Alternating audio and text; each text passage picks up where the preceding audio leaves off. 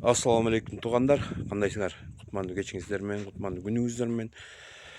Кайсыл маалда, кайсыл убакта көрүп атсаңар дагы, бир аз убактыңарды бөлөйлү. Биз ушундай темир бози, жыгач бози жасайбыз.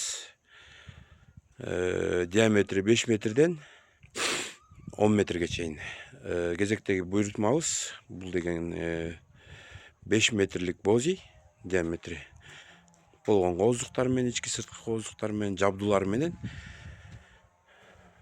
полный да. Ички көрүнүшү бая айтып жүргөндөй эле. Ичинде да кооздуктар менен мындай жыгач бози илинип турган бубончиктери бүт кандай десек чыгып баягы жашаганга ыңгайлуу да.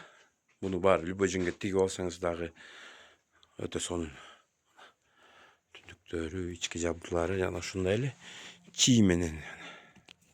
Бул чий анча темир бозиге коюлбайт, но бизде өзгөчөлөнүп коебуз, анткени биздин темир бози көлөмү чоңдугу менен эмеге ылайык да, кандай десек, жыгач бозидин размери, уунун узундугу, түндүгүнүн диаметри жана ошондой эле керегенин бийиктиктери, эшиктин чоңдору бүт ошо жыгач бозибизге ылайык.